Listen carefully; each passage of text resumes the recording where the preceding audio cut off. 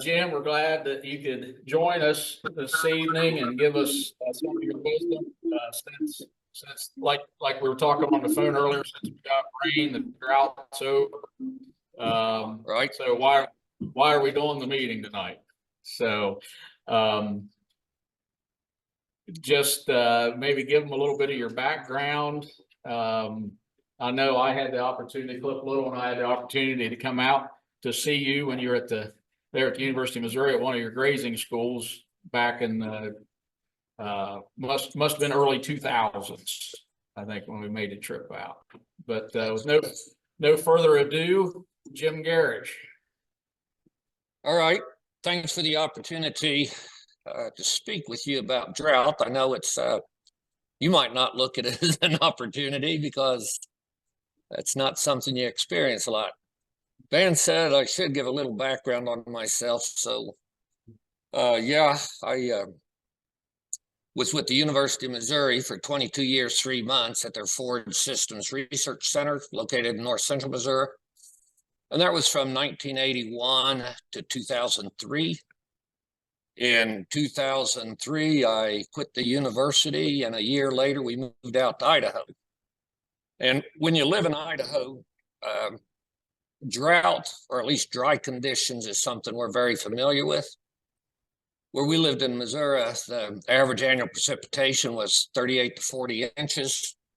Where we currently live in Idaho, it's about 7 to 8 inches total for the year. So for us, a drought is when you only get 3 inches instead of 8 inches.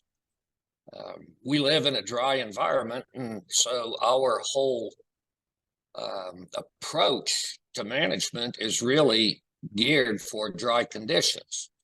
Now, the flip side of that is we also have center pivot irrigation. So we have the magic of controlling when it does rain.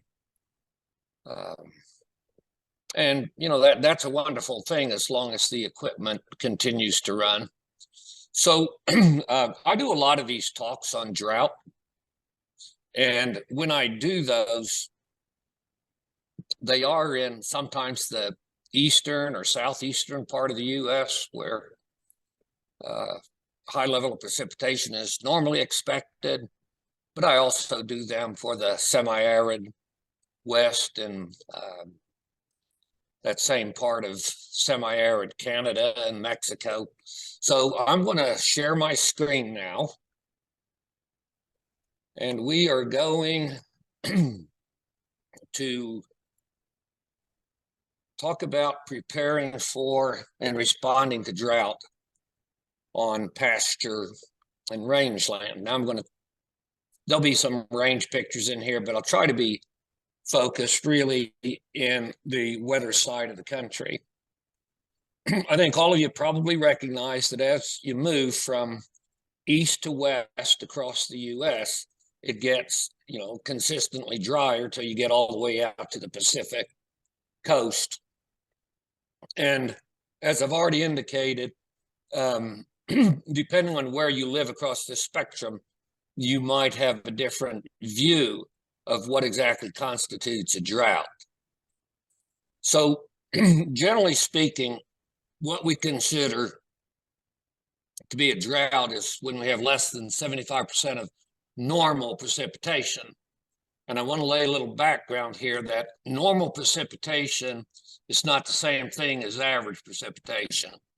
If you look at records from your weather station at Zanesville or wherever you're located in Ohio, it's going to tell you an average precipitation. And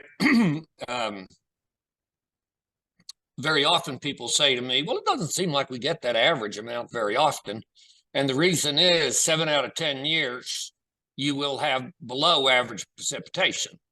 That's what normal precipitation is. It's about 10 to 15% below the long-term average. So if it says you get 40 inches of rainfall on average, that means you probably typically get about 32 to 35. It only takes, you know, a 1 or 2 big high rainfall years to skew the average upwards. So from the outset, don't expect to get average precipitation. You're going to get something less than that. out here in the semi-arid West, our droughts can last for a few years. East of the 100th meridian, which is a line that comes down basically through about Lincoln, Nebraska, down to Dallas, Fort Worth area. East of that line, it is rare that a drought ever lasts for an entire year. Typically 2 months to 5 months might be what the drought pattern is. And I know you've been a few months in this pattern in Ohio now, and so you're considering it a drought. And at the last, I posed the question, if you're in a high rainfall environment and you go a month without rain, is that a drought? If that's the horizon, the time span you're looking at, yeah, you're in a drought, but usually you get over it. So as I said, we don't need the SRM terminally definition there. Generally, we're talking drought if it's less than 75% of normal precipitation. The question is, what time span are we looking at? So this is what the whole U.S. Looked like at the end of this month. And it is notable, that area of Ohio, West Virginia, I mean, your patch of extreme to exceptional drought is bigger than the one in Southwest Texas. And that's a very unusual situation. In the Midwest, a good part of the Midwest is, just drier than usual, but no real severity of drought. You've got that, as I said, that isolated area where you are now. And you might wonder, over time, are the droughts actually becoming increasingly common and more severe? And there is a NOAA, National Oceanic and Atmospheric Agency. There's a website where you can look at the historic occurrence of drought in your area and what the probability of these different levels of drought are. And usually when I do a drought talk, I get that information, have it in slides. But because I didn't start getting organized for this webinar until this afternoon, I didn't, do it a week or a month ago. Most of the NOAA websites are actually shut down today, just overwhelmed with hurricane data flowing through it. And so I was not able to get that probability of drought information specifically for Ohio. What I do have is for the entire Midwest, and this is looking at going from the time period of 1920 to 1979 compared to 1980 to 2009. The darkest green, this would be areas where the average precipitation over those years has actually increased. And then these colors are where it has decreased. And you will notice that your little piece of Ohio down here basically says it hasn't changed over the last 100 years, the likelihood or occurrence of drought. There is, if you look down here in Kentucky, central Kentucky, there is an area where over the last 100 years, it has become increasingly drier. And then there's a few out on the far west margin here. Unfortunately, this only goes up to 2009. And it would not surprise me if we had data coming to the current 2024 year, that we would actually see that there is a slight tendency towards this southeastern part of Ohio becoming a little drier than the historic average. But unfortunately, as I said, I could not get that website access today, and they had a note there that said it was due to the hurricane.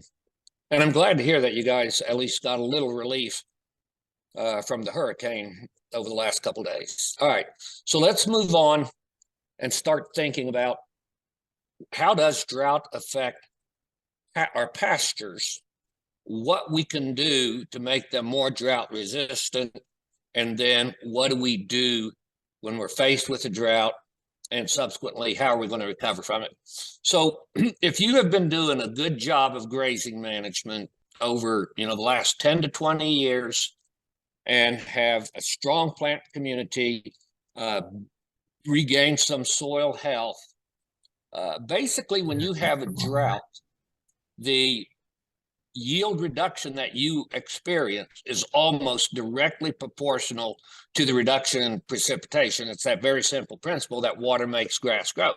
So if precipitation is 25% below normal, you would expect a 25% yield reduction. If it's 50% below normal, you would expect a 50% yield reduction. If we have pastures that up to the beginning of this drought, they've been severely overgrazed year after year, usually a set stock situation, you're going to realize a 25 to 50% yield reduction relative to the decrease in precipitation. So, as you might guess, overgrazed pastures suffer more. Now, this statement here presumes that as the drought got underway, the farm was destocked, animals were removed from it. Now, if you have severe grazing coming up to the drought and you leave the animals on the pasture, that same 25% reduction in precipitation may result in 50 to 75% yield reduction. So the negative impact of shortened root, lack of plant litter, weakened plant community, 25% reduction in precipitation may give as much as a 75% yield reduction. Now, after the drought, what happens? So, and I don't know why I keep jumping an extra slide ahead. Maybe my fingers really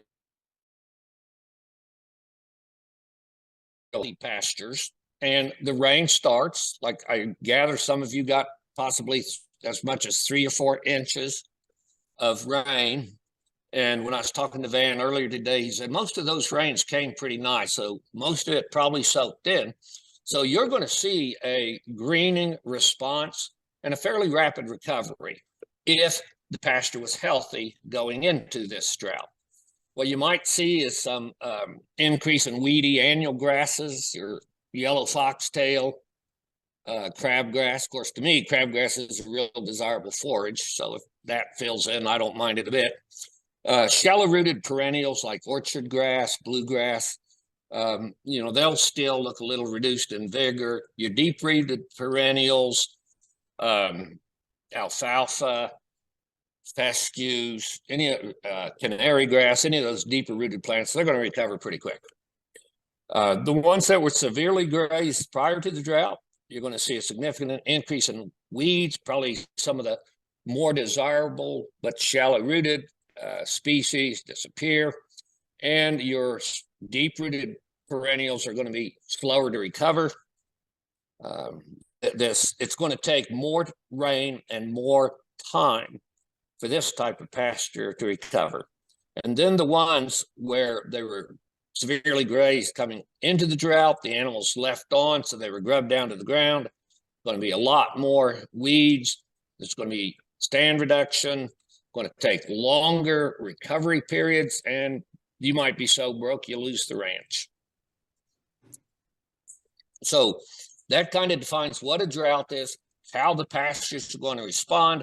And from here on out, we're going to start talking about having a drought plan in place before drought occurs. So it's on an ongoing basis. You have a plan that you know what you're going to do. And we'll talk about options for recovery management. I want to take a little bit of a deviation and talk about carrying capacity just for a little bit. A lot of people think the carrying capacity of a particular piece of property is determined entirely by where it's located. The truth of the matter is the environment sets the upper limit of productivity. And the biggest single factor in what governs productivity of a piece of land is the amount of water received. In your part of the world, that's natural precipitation. In my current part of the world, the amount of irrigation. Now, these two properties are 5 miles apart. The one on your right is the ranch unit that I managed for the first 18 years that we were here in Idaho. We moved off of this in 2023. And the one on the left, 5 miles down the road, they have similar water rights. They're both sprinkler irrigated, same climate, same soil types. It's a complete difference in management, though. So it is your management that determines how much of the potential carrying capacity you actually harvest. And we will see, 100, 200% differences in carrying capacities of farms and ranches based on how effectively or ineffectively they are being managed. So keep that in mind through all of this. It isn't just the rainfall. It's how you manage your plant community, your grazing management, and the soils under it that really determine how responsive or unresponsive your land is going to be to a drought. And again, that idea that water makes grass grow, this table here is a standard table for estimating forage productivity and expected carrying capacity based on the precipitation regime. And you can see that as the amount of water in the environment increases, the expected yield per acre inch of water. So this is how many pounds of forage dry matter we expect for each inch of water received. You see that yield per inch goes up. Now, the reverse of this principle is as the amount of water level goes down, like we experience in a drought, there is a big drop off in what the productivity potential is going to be. And the more ineffectively the plant community and the soils under it have been managed, the greater the drop in yield potential for each inch of water less than normal that is received. And this table, Hey, Jim. yes. So here in Ohio, we typically get 39 to 40 inches is what our average rainfall is. For the folks in the back of our room, can you just talk a little bit more about those numbers in that 35 to 40? Well, okay, I can. Okay. The bottom line here says over 40 inches, dry matter yield per inch of water began to rapidly decline. The research from across a wide array of environments to a large extent show that there's no benefit to precipitation in excess of 35 to 40 inches of precipitation. This is actually where you'll maximize the yield. Now, if your average precipitation is 40 inches, remember the normal is going to be more 32 to 35. So you shouldn't be looking at that upper highest precipitation regime. You should be in the one that more likely reflects your normal precipitation. Remember, I said that's going to run 10 to 15% below the numeric average that the weather station shows. And then we have this whole question of effective precipitation. How much of that water actually infiltrates into your soil? What is the capacity of your soil to store the water? Now, if you're in some of that rolling hill country with southern Ohio, and it's like your neighbor's property where it's been grubbed down to the ground, their effective precipitation might only be 20 inches in that year. And so that's where their yield expectation should be based on, not that they receive, not that the weather station receives 40 inches of precipitation on average. It's got to be based on what is the effective precipitation on that specific property. Okay, I was going to say that this table is available in several of my YouTube videos. and it is my understanding from Van that this is being recorded tonight and you would have future access, to this information. But at our website, americangrazinglands.com, there's a tab for grazing resources, and one of the buttons under that is Jim's YouTube videos. So some version of this talk, a couple different ones, are present on those YouTube videos. This one should also be available in the future. So take time, look at it. In some other presentations, I go in this a little deeper. But the key thing to remember is this is really based on your effective precipitation, not on what the weather station average says your location receives. Okay, I'll move on. We use the term evapotranspiration to describe the use of water from a pasture. The evapo part of the equation is water directly evaporated from the soil surface. Transpiration is the metabolic use of water by the plant to grow increasing yield.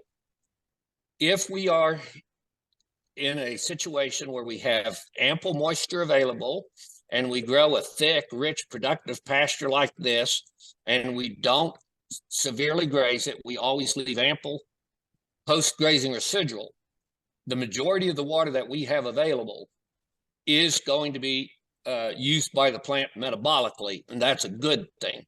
And we're going to minimize the amount of water lost from direct evaporation.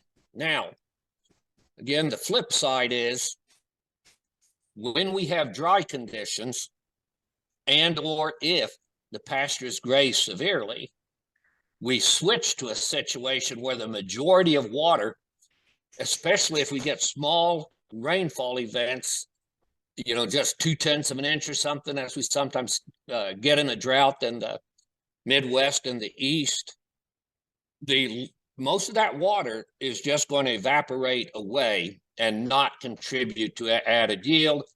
We only have a small amount of the soil water that's actually going to transpiration to plant metabolic use.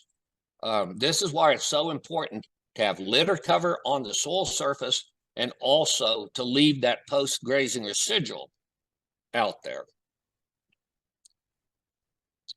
All right, so this, believe it or not, this is part of drought management here. Bud Williams, is noted for low-stress livestock handling, but also for livestock marketing. In his classes, he used to always teach that you have 3 inventories that you are managing in a pasture or range-based grazing operation. First inventory is available feed, and you can never have too much available feed. Second inventory is capital. You can never have too much money. The third inventory is livestock, and it is very easy to have too many of these. Something else Bud used to say is ranchers love cows and they hate grass. They try to get every cow that the fence will hold and get rid of every blade of grass inside the fence. We have a problem in most of our livestock industries. Cattle operations particularly, but also with lambs and goats and even dairies.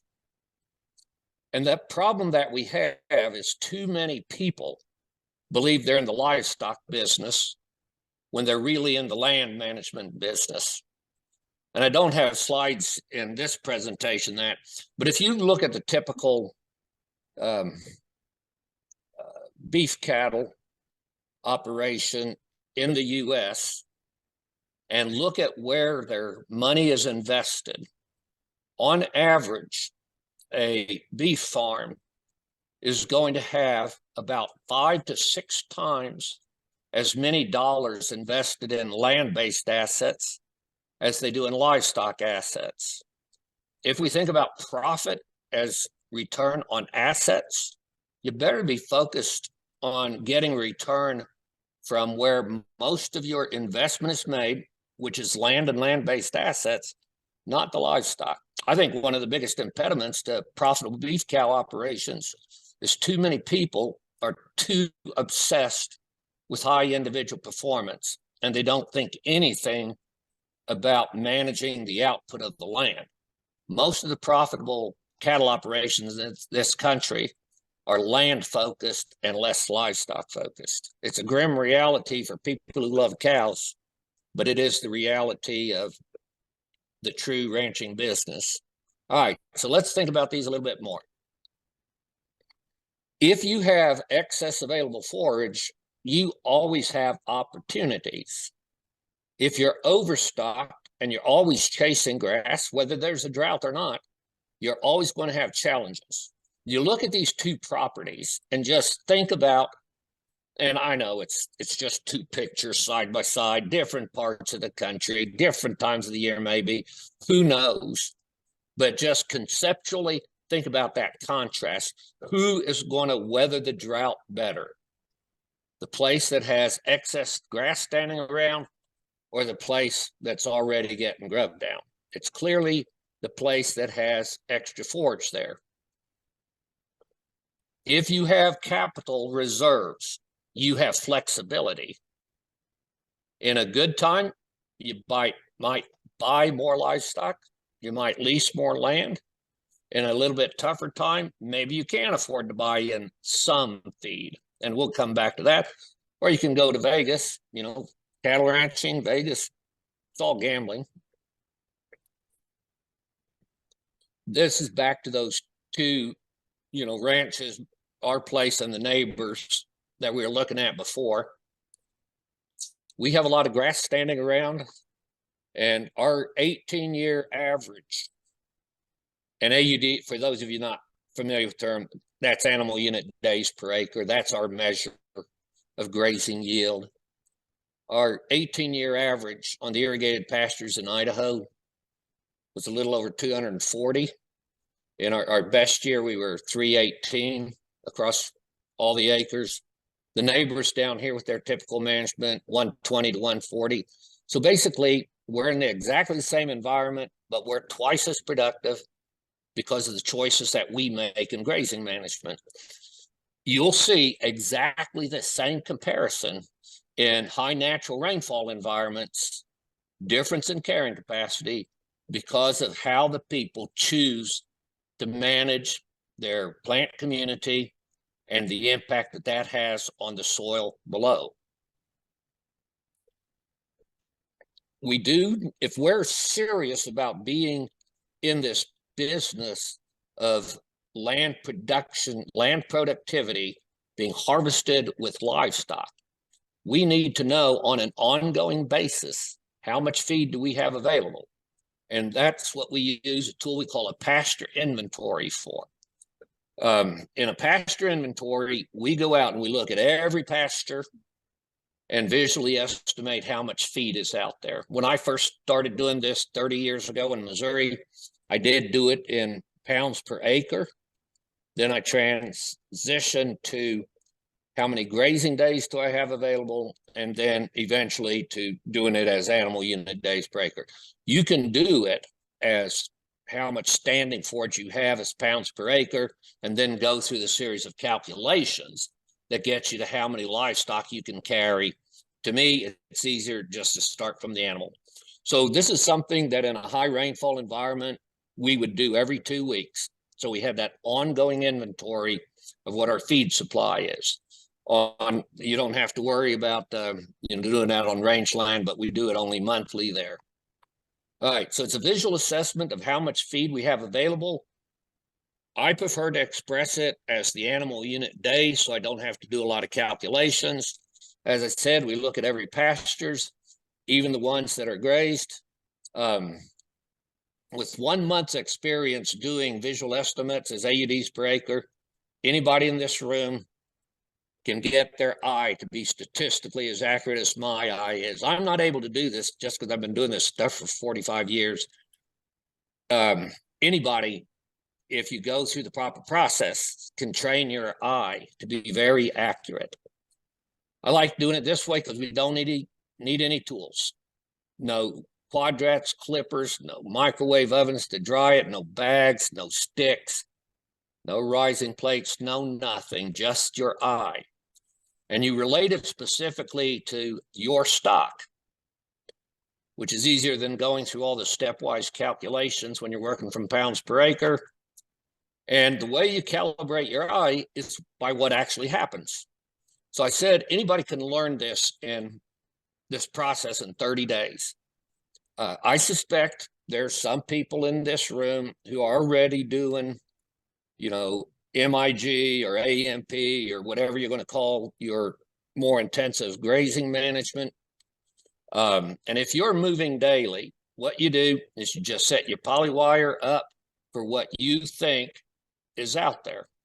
So if you say, okay, I think this is 50 head days per acre standing yield out there, and you have 100 head in your herd, that means they need 2 acres a day.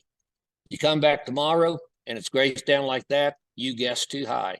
If it's still that tall, you guess too low, and you make an adjustment. You do that 30 consecutive days and you will be spot on. Your eye should be statistically as accurate as any tool we use in research to measure forage yield. And I've already talked through that slide. So yeah, that's the eye calibration process. The only thing you need to know to do this is how many head are in the herd. Most of you know that. How long are they going to be in that paddock? And how big is the paddock? So what you have is animal unit days per acre.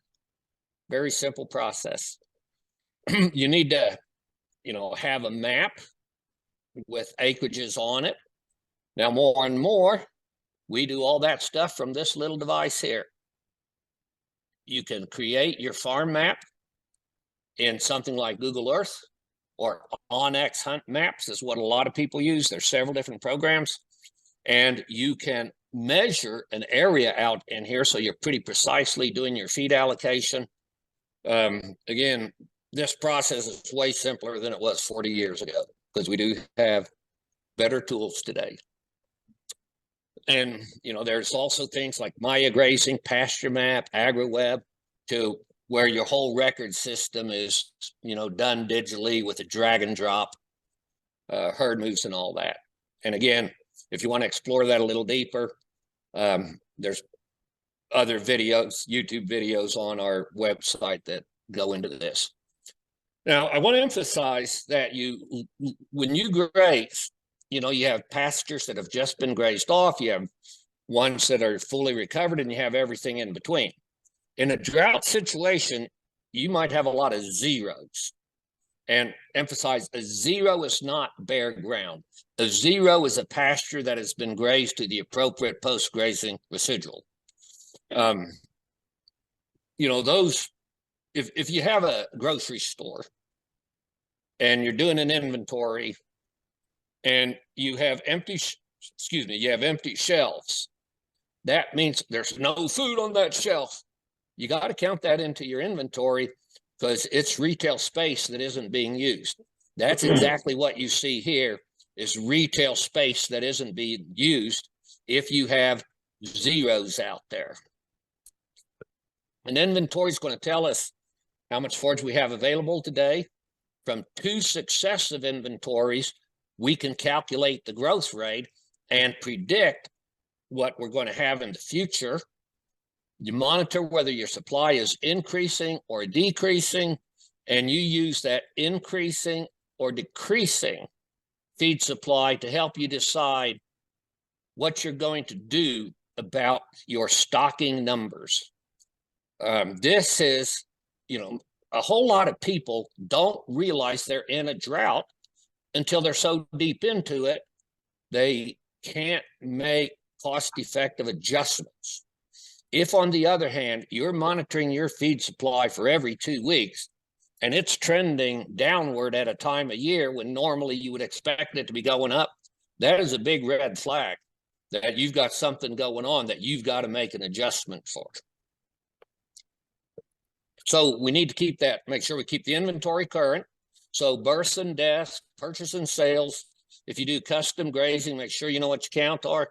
And again, I prefer putting everything in standard units so we can look at any class of livestock we might have on the place, figure out how much that enterprise is consuming, because sometimes when we're heading to the drought, one of the first things we're going to do is get rid of our least important class of animals.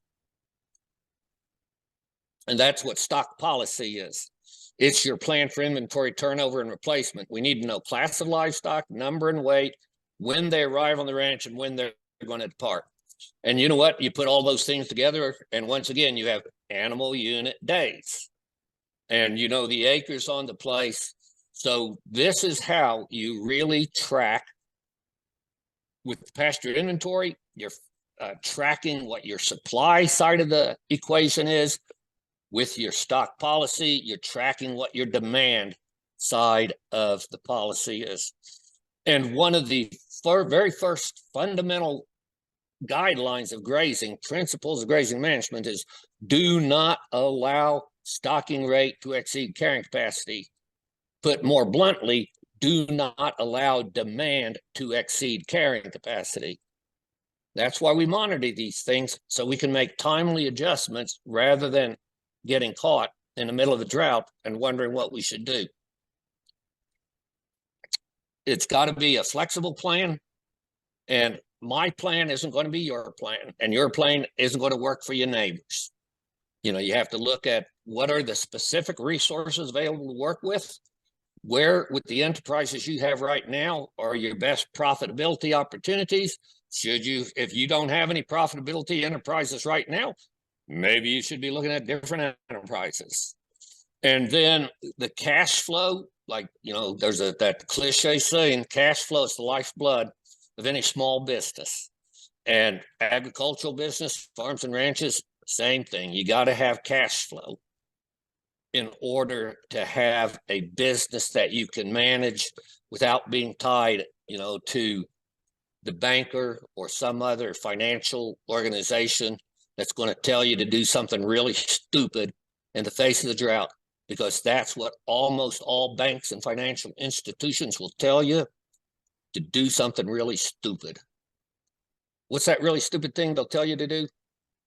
Oh, buy in more feed. Yeah, we'll loan you money to help you get through the drought. Kiss of death. Don't want to do it.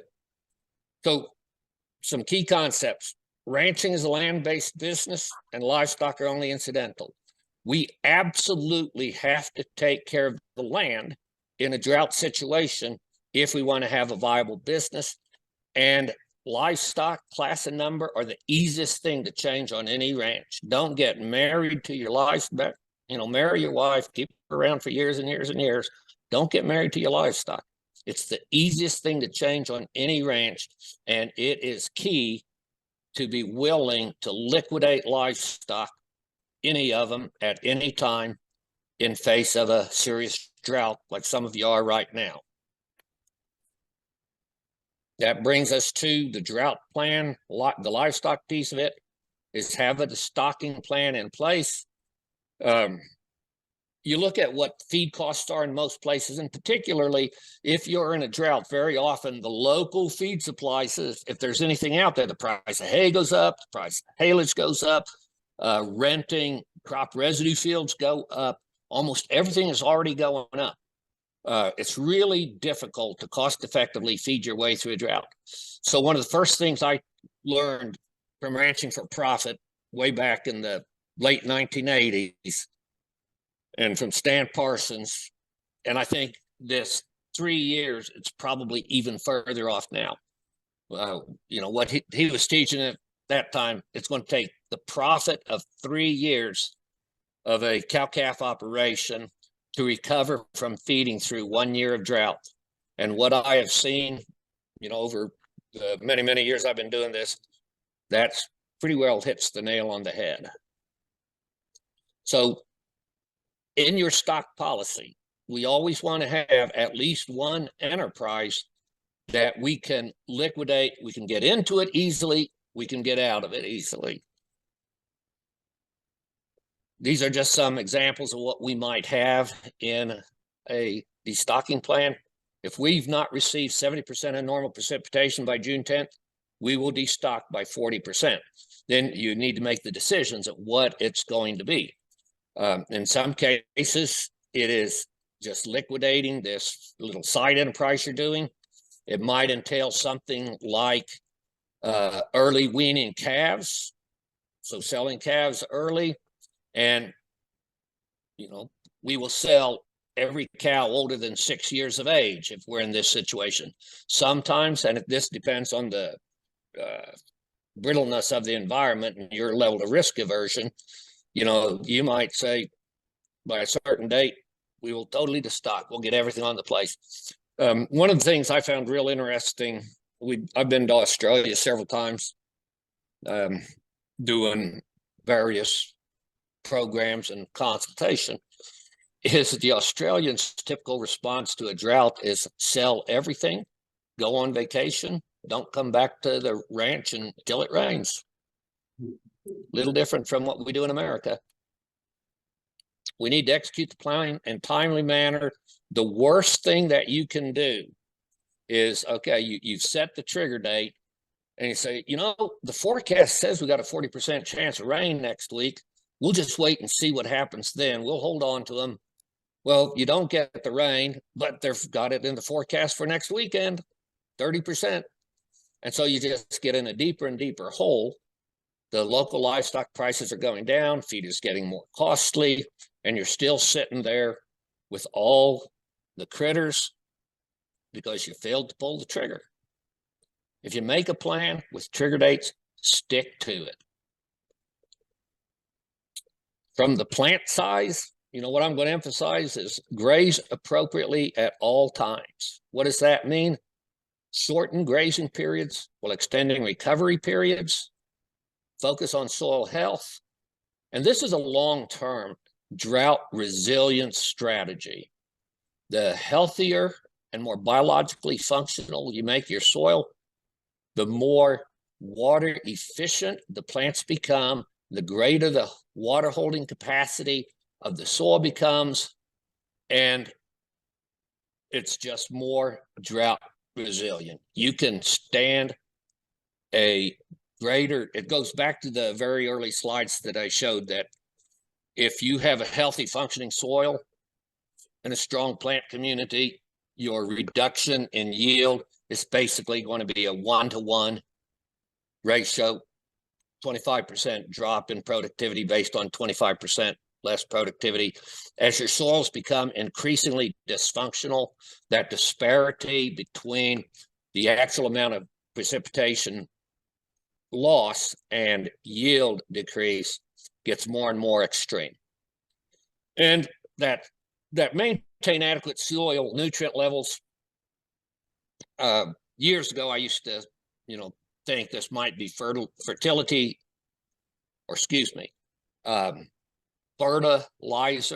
based.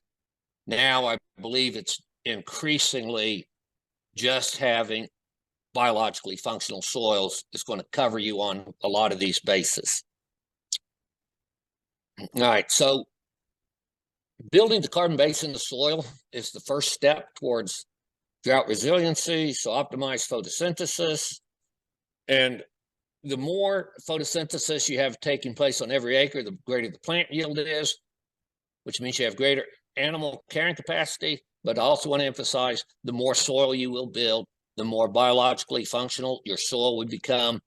So I said optimize photosynthesis. Sometimes I do say maximize, and there's almost nothing in the realm of agriculture where I ever say maximize. It's always optimize, optimize, optimize. I've yet to see the downside of maximizing photosynthesis.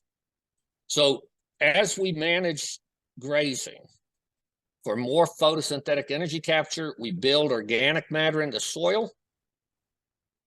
Another key step is leaving that ample post-grazing residual. This is a high phase 2 pasture. This is a nice stage to start grazing at. This particular picture, that it was 14 inches tall and about 3,400 pounds of dry matter per acre. If we go in with the proper stock density and in this case, it was a single day, we can leave a nice, what I would call a low phase 2 residual there, plenty of leaf area left behind so that we're not relying on stored energy for the plants to regrow, because that's always less efficient, except in the case of alfalfa. For any of the grasses, we want recovery to be largely driven by active photosynthesis, not drawing on stored energy.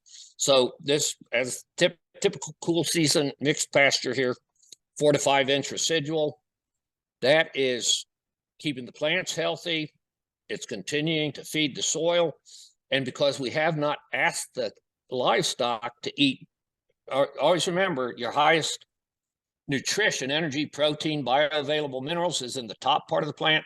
Lowest energy and protein and minerals is in the bottom of the plant. So by asking asking the animals not to graze so deeply into the canopy, we're going to keep their performance very good. If we're afraid to waste grass and we'll say, oh, I'll leave them there another day, and they eat it down to this, now we're going to be relying on stored energy for recovery rather than active photosynthesis. That's going to slow the rate of recovery. We have more direct sunlight hitting the soil, raising that temperature, increasing evaporation. So we have less water available for transpiration. This ends up being bad for the plants, bad. Allowing appropriate recovery is our next one there. And recovery, and I've been emphasizing this for a number of years now, it isn't the height to which the plant recovers, it is the number of leaves that a tiller produces since the previous grazing. And we want to see at a minimum 3 new leaves post-grazing to know that the plant is adequately recovered. I prefer most cool season grasses grazing in the 4 to 5 leaf stage. If you are fortunate enough to have any of the native tall prairie grass, warm season grasses, big blue stem Indian grass, stuff like that, we typically graze those 6, 7, 8 leaves. And we always want to leave that appropriate post-grazing residual. And again, don't necessarily think about it as height. Visualize the amount of solar interception that's going on. If it looks to you like, yeah, we're still capturing a good amount of solar energy, that's the time to take them out. Not when you look at it and say, well, my solar panel's all gone. This figure here, on the bottom axis, we have increasing number of paddocks. And then the vertical axis is percent of the time that the pasture is in recovery. And you can very clearly see that 90% of the benefit of recovery is gained with just 10 paddocks. So people ask, why do you divide to anything more than 10 if recovery is primarily what we're looking for? Because we're looking for a lot more than just recovery. And these are things that shorter grazing periods provide: more uniform distribution, consistent utilization, so on and so forth. A lot of benefits there. And ultimately, those all lead to increased carrying capacity. And carrying capacity matched with the appropriate stocking rate is one of the primary drivers of profitability in the livestock business. And again, I want to emphasize that we manage both time and space. What I've learned over the years, so when I was in school back in the 1970s, we were largely taught spatial management of pastures. Set stocking at the appropriate stocking rate, and that's the best you can do. What I've learned over the intervening, 40 plus years is that managing the time, the duration of the grazing period, and the opportunity of recovery, those are the key parts of grazing management. And we can overcome a lot of spatial deficiencies if we're effectively managing time. Now, recovery period is going to vary seasonally. There's a classic grazing mantra that is fast growth, fast rotation, slow growth, slow rotation. And that's because we're working on biological time, not calendar time. And it's biological time that determines how long it takes to get those 3, 4, 5 new leaves out there.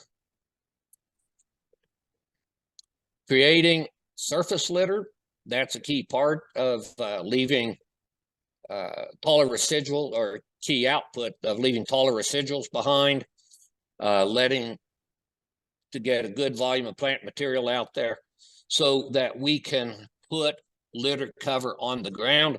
You know, very often we'll say what you leave behind is more important than what you take, because it's what you leave behind after grazing that builds the resiliency and the health of the soil. And I know these are pictures from out west, so just put a hint of green into each of those pictures and you'll have a little more of the Ohio situation. First step, build the carbon base of your soil and rehydrate your landscape. I knew it was coming up there sometime. I need to take the flow out. So I have seen, when we were in Missouri, I saw many situations where the ponds ran dry while there was still forage available in the field in a drought situation. And the operators, they had to move the livestock away from there because there was no longer stock water. And so something else that we've, you know, learned over the years, and actually wiser people than me knew this, you know, 100 years ago, is the quality and quantity of your water will last a lot longer if the animals are not directly drinking out of those. So we want to fence out dams to control access. Now, we might still have a limited access point that these animals are watering out of. My preference is actually to pump water, and you can use a solar pump to move water out of a pond like this uphill, or of course we can gravity feed it downhill out of that. But this is really beneficial for protecting your water supply.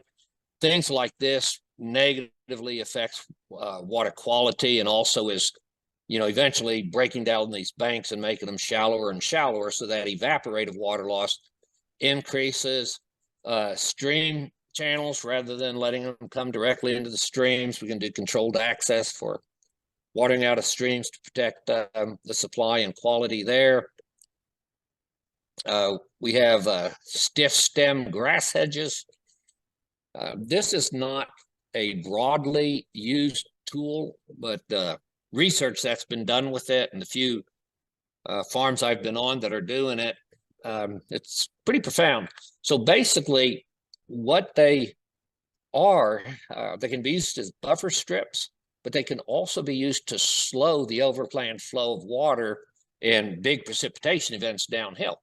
And it's really interesting. So when we talk about stiff stem hedges, prairie cordgrass is a classic, switchgrass comes into this, reed canary grass can be used, but a 6-foot wide hedge of these types of grass species are as effective as 60-foot wide filter strips for slowing down water flow, removing sediment that's being carried in that overland flow. And so one of the strategies that's been recommended, depending on, you know, what the slope is, every 60 to 100 feet coming down slopes, you put in one of these grass hedges. And, you know, those species that I named, a lot of time of the year, cattle, sheep especially won't graze it, but cattle won't even graze it. And that's, so they stay in place as a protective deal. And then the last one here that I have, no, it's not the last one, key line plowing. I am not much of an equipment guy, and the research done on key line plowing is kind of vague and variable. But where I have seen it implemented, it actually does make a difference in spreading out overland water flow off of, you know, a ridge line coming down, spreading it back away from the drainages that are creating that slope. Expensive, but seems to be effective. Now we're to the last one here, and that's level terraces. And, most in farming situations, terraces tend to be contoured terraces so that they're taking water away from the landscape. Level terraces are designed to make water stay up on the landscape. Water will come down, fill the backside of the terrace, slow the subsurface movement of water down slope, and it holds it up. These ones here, are done with heavy equipment, but actually just a two bottom moldboard plow following the level line across the field, across the slope. They can be created that way, and they're just trying to, slow down that flow of water, get more of it to infiltrate. Doing it in no-till farming situations is an increasingly common practice in some parts of the world, maybe not necessarily here. All right, what do we have here? And then have that plan, constant monitoring with a pasture inventory, flexible stocking rate, stock policy with appropriate enterprise selection so that you can liquidate something, have a predetermined destocking policy, pull that trigger when it's time to pull the trigger. Don't get hung up on believing that, oh, next week it'll rain, because usually it doesn't. And there is my contact information. So Van, I'm going to, and you have this information that you can share with them. So I'm going to stop the share and we'll just go to Q&A at this point. All right, Jim, thanks so much for that. You bet. So one question I've got is, okay, so we've basically messed our pastures up, or some of us have. We're at that denuded site, we don't have the litter, probably struggling to get water in.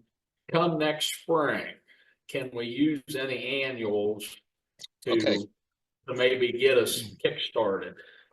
Yes, you can. I was thinking about that earlier today and had actually meant to slip a couple slides on that, and I forgot to do it. Since you have, some of these places have gotten 2, 3, 4 inches of rain. I'm not exactly sure about your climate when you would normally plant winter wheat or something.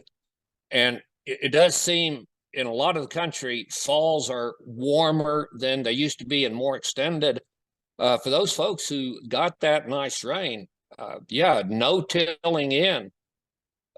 Some annuals like oats, vetch, brassicas, annual ryegrass, that could be something that could be done this fall to get some feed back out there. And if you manage it appropriately, it should let you leave a little more cover out there than what a really severely grazed perennial pasture is going to have. And then, yes, next spring, you could, fields that have been hit particularly hard, yeah, you might want to put an annual, and depending on the timing, if you could do that at spring oat planting time, or maybe it ends up, you had a drought this year, you're probably going to have floods next spring, and it's going to be June before you can even get into a field. And so it might be a warm season annual cover crop that you would put out there. But, all of that stuff has got to be done on a field by field basis after assessing what is the status of the existing perennials. So to help facilitate things, if you have a question and you're watching by yourself on Zoom, type it into the chat. I know that Mark Reynolds had some comments. I don't know if you had any questions in the chat. Okay, I just pulled the chat up, and for Mark Reynolds, there's the question about planting crabgrass. I am a big fan of crabgrass, especially mixed in with fescue pastures. The likelihood that this drought actually killed the fescue, I think, is, pretty slim. It's going to come back, I think, but it might come back weaker. And so having that crabgrass component out there would be helpful. It's also probably a good time, if you haven't been keeping your red clover, bird's foot trefoil in those pastures. It's probably a good time to get those legumes reseeded in there also. Mark's next question was about the grazing stick, calibrating someone to start out. If you know how to use the grazing stick and use it properly, yeah, it can get you into the ballpark. And the key things, so the grazing stick was invented in Missouri. The original Missouri grazing sticks, all those yield tables in there came out of our research at FSRC. The way you read height using a grazing stick properly is without bending down. You just extend your arm length out, look at the stick, and the last clearly read number on that stick, that is the sward height. Do not go down, squat down and push the grass around to see where you think it is, because that's not how the stick was designed. And if you do that, you'll end up with a 3 or 4 inch higher yield measurement. And so that's going to distort your yield estimate, proportionally by that much times what the yield per acre inch is. So make sure you read it properly. The stand density, a stick typically has a excellent, good, and fair stand columns based on percent stand cover. Way too many people who have fair pastures think they have good pastures. Way too many people who think they have good pastures think they have excellent pastures. So if you use a stick properly, it can get you a good starting point. Kind of long answered that question, but because I did so much work in the development of the grazing stick, it frustrates me when I see people use them improperly and come up with outlandish yield estimates.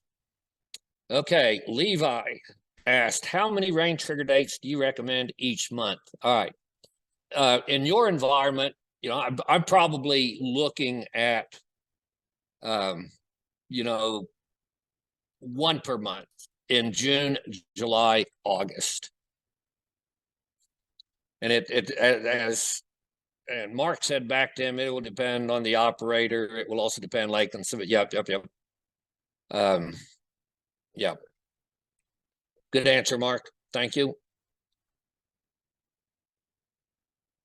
And then Stuart Hevlin asked, sure, it'll vary operation to operation. What is the best option? Once we get rainfall enough to grow some forage and our forage reaches adequate height, go ahead and graze? Or should we A, go back out and graze, or B, wait for a killing frost? That's an interesting question. At this point in the year, where we're getting close to the end of the growing season, if you have stored feed on hand that you've been feeding them to hold them off pastures, and you still have some of that feed, I probably would advocate wait for the killing frost, and that way you're going to allow those plants to maximize their growth this fall before winter, rather than going in and grazing them, maybe not quite fully recovered. So if you can afford it, and especially if the question is you destocked and you're wondering when to bring critters back on the farm, I would wait till killing frost. Yeah. And Rachel, same question as Stu. Do you see an option C or more? I guess I just described option C. All right, best options to get winter growth on distressed fescue pastures: overseed winter rye, wheat, others. In my experience in Missouri, what we saw make the best fall growth of all the small grains is oats. And so we would very often plant like oats and turnips, or oats and kale, or forage brassica, but along with ryegrass and or cereal rye sometimes too, but cereal rye has a more limited window of palatability in the spring. And so what would happen with that mix, we'd get a nice growth of oats and brassica in the fall that we could use. The ryegrass would overwinter, or the rye, if that's what we had. And of course, triticale. Triticale is probably a better choice than the rye per se, because it does tend to have little better nutritional value later in the spring than what rye does. I think we covered everything in chat. Do we have any fresh questions there, Van? I don't know. I think you scared everybody, Jim. I'm a pretty scary guy, they tell me. Yeah. At least students used to say that. Yeah. Hey, I always try to ask an off the wall question. Okay. So you mentioned in your 40 plus year career, what surprised you the most over that time period? Is there one thing that you could point at that you thought it would be one way, but it was actually another? Yeah, there is. The slow adoption of improved grazing practices. 25 years ago, I thought 40% of the beef we were eating in the US would be grass-fed beef. I thought that over 50% of farms and ranches would surely be doing daily rotation on pastures. And, you know, we're still in single digits. That has been the biggest shock to me, because to me, everything I talk about makes so much sense, because I've been living and doing it for, you know, all these years, and why it's not just obvious to everyone that we could do better. That has been the biggest shock to me. So, go ahead. Okay, no, go ahead and follow up. I just see we had another question posted. Okay, so based on that, if you're not currently doing rotational grazing or any pasture management per se, what are a couple things that you can throw out there that people might try? Get some, you know, just get polywire on reels, step-in posts. If you need to run an over the surface pipeline to get water to somewhere you don't have it, get an appropriate size pipe doing it. Just do some things to shorten the grazing period, to utilize some areas that the stock maybe don't use very well, you know, on your farm. Do it all with temporary stuff, so you don't have big dollar commitments on infrastructure, and see what happens. And then Mark Reynolds asked another question. What are your thoughts on grazing crop field stubble as an alternative to drought stressed pastures? Absolutely.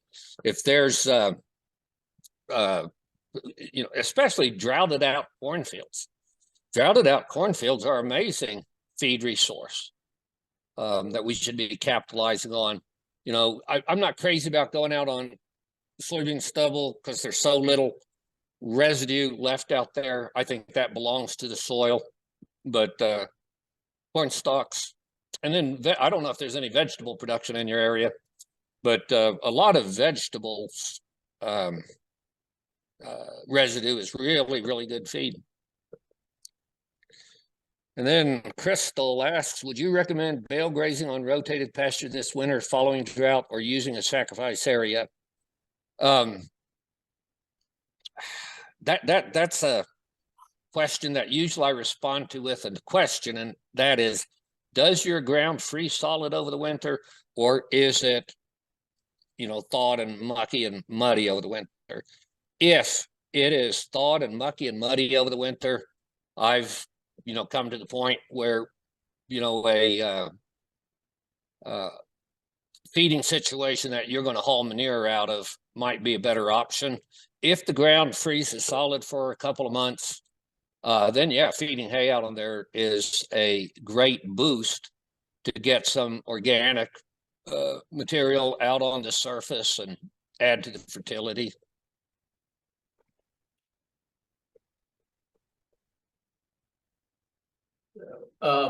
Jim, I know that you've probably got a suggested reading list. And you probably know one of the authors when you look in the mirror in the morning. Do you want to share some resources that people could go to find more information? Okay, specifically on this topic, Dale Strickler, who works for Green Cover Seeds now, he wrote a book called The Drought Resilient Farm. And it fits right in with the talk we had tonight. A very, very good resource on everything that I covered, but in much more detail. Dale also has the book Restoring Your Soil Health, Complete Guide to Restoring Soil Health. Those are two real good books that are beneficial to this concept of drought planning and management.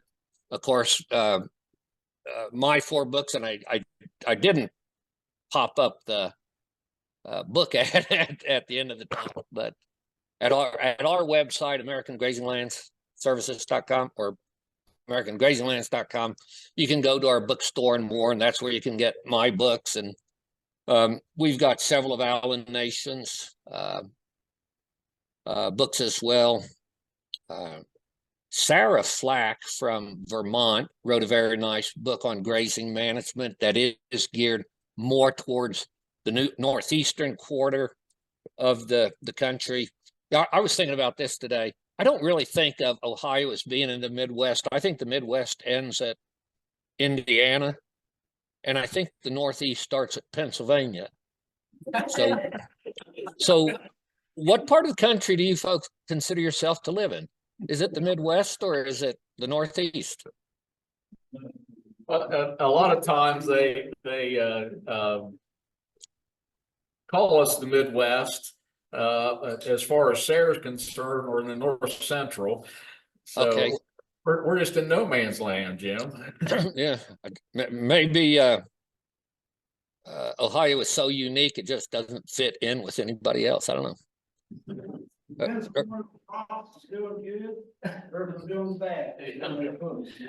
They said it depends on whether the crops are doing good or doing bad. Is where we fit. Okay, yeah. So Leah Bartell just asked, do you have any strong opinions on whether it's better to unroll bales or not on pasture in the winter, particularly on ground that doesn't consistently freeze over winter? All right, we'll come back to that. If you are set up that you are moving, you can unroll this hay and do it in strips. And what I found in mud in Missouri is if I moved, fed enough hay, for 3 days, I wanted to move off of that strip, and so that they couldn't come back on it for the remainder of the winter. So if you are willing to do that, to move at least every 3 days, I think it's fine, even on thawed ground. Now, you might have times where you're going to pull them back into your sacrifice area, and you might need to choose your ground, carefully, get up on ridge tops and things like that, rather than, down in lower meadow type areas. Okay, and then there's a question, what would your recommendation on percent of liquid type of stock that can leave easily? All right, again, referring to our farm in Missouri, we planned that 60% of our total forage production is what would be available to our cow herd, and that was based on how many cows we thought we could raise through the winter on an ongoing basis. And that left 40% of our forage production, and that 40% was concentrated pretty well middle of April to middle of August. And so that's the window of time in our environment out there that we brought in the extra stock. And we did everything from the classic custom grazing beef steers to grazing replacement heifers, old cow-calf pairs where the guy planned on weaning the calves off at the 1st of August and selling the cows as cutter cows. I even custom grazed horses. And we have a lot of people we've worked with different places in the country. If it's in a dairy area where they might be custom grazing dry cows for a dairy or dairy replacement heifers, that you just have to find the class that works best in your particular situation. Okay. Anything else? Any more off the wall questions, Van, or you got your fill? I'm the king of that. Just ask anybody in the room. So your best guess, worst case scenario, let's say this drought, we've got a nice amount of moisture here, but Noah's saying that we're going to be dry through November once this hurricane, moves out. Are we going to be able to rebound next year? Is it going to be 2026? If we start adopting some of these practices and work on our grazing management. You probably, there's the possibility that 3 more hurricanes come ripping up the coast and you get 3 more big rains. There's also the possibility that no more come. If it stays dry through the fall and it's below normal precipitation through the winter, you probably want to start your spring grazing from a very conservative position. In other words, don't fully restock. And if you are feeding, maybe feed a couple weeks longer than you like to do. Because that's basically been my concern. What if it does continue dry? What's hay production going to be like next year? My limited understanding is that in the fall of the year, that's when the grass sets up its tillers or growing points for next spring. And if they're damaged, that ain't going to happen. Yep. I think you need to be conservative. And that's why I hope a whole lot of you folks have already destocked. Got a lot of animals out of there. Yeah. All right. Anybody got any questions here? All right. All right. Well, Jim, we were able to bring you on. A lot of the grazing councils went together. The Southern Ohio Grazing Council, Eastern Ohio Grazing Council, and East Central Grazing Alliance here in Ohio, plus the Muskingum Soil and Water Conservation District. I know that you've got another program yet tonight, so it's going to be a late night for you, but sure appreciate your time and your knowledge and sharing everything with us tonight. So I'm pleased I could help you out. All right. So if anybody, I think the next one I'm doing is it's a live podcast tonight. It's Western Sustainability Exchange. And we're going to be talking about, does rotational grazing really work on rangeland? All right. Oh, okay. All right.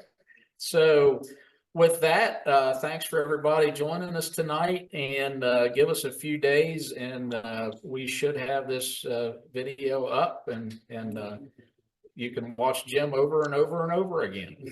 Oh, God forbid. All right. Good luck and good grazing. All right. Thank you, Jim. Good night, all. You're welcome. Bye.